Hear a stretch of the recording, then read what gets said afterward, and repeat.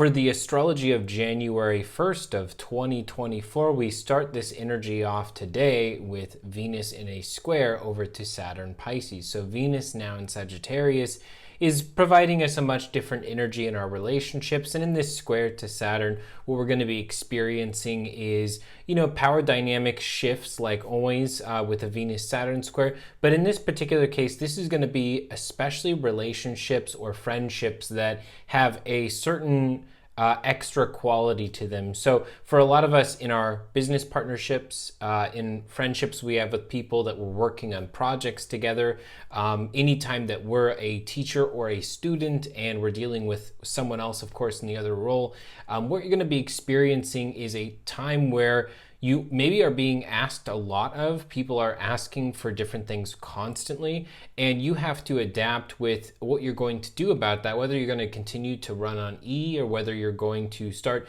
setting down some boundaries and restrictions where you say that, you are here to give this amount and nothing further than that. So this is a time to definitely reestablish some of these dynamics and reestablish how you are treated by other people, specifically by taking ownership of the side of that falls on you.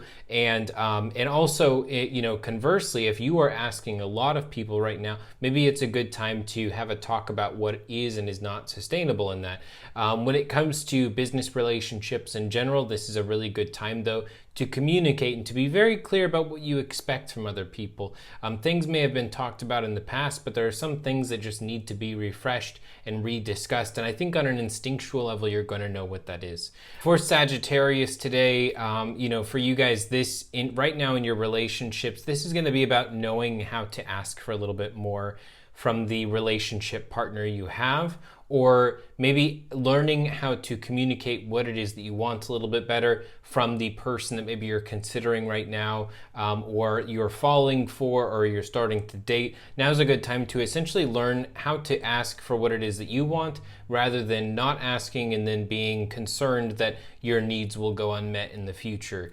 For Scorpio, of course, this is knowing how to make sure that you're not being siphoned in relationships, that not too much is being asked of you, that you aren't asked to give up essentially all the things that make you who you are, as well as not to give up all the things that you have worked for, especially if you're not feeling any reciprocation from another person. For Libra, this is, of course, a time to learn how to discuss these things in general, knowing how to discuss with people what it is that you want and how to actually host this conversation itself, how to take some time and think about how would you like someone to communicate with you, and what do you feel is right when it comes to you communicating with them about this. For Virgo, of course, these relationship negotiations will often involve family right now.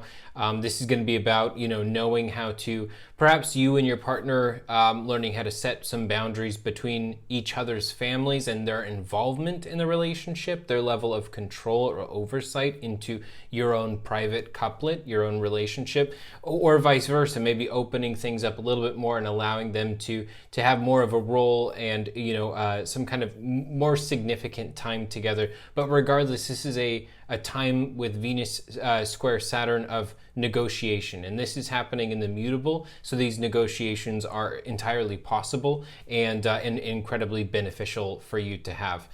For Leo, of course, this is happening in your fifth, and so this is an important time to know how to have a little bit more excitement in your relationships. You are definitely called to realize that you will reach a certain breaking point if there is not enough joy and communication and excitement that flows in from your relationship. It doesn't really give it a fighting chance. If you're handling all the responsibilities of the serious conversations, that's great, but you have to also be there and for the person in such a way where the two of you are able to have a great time together.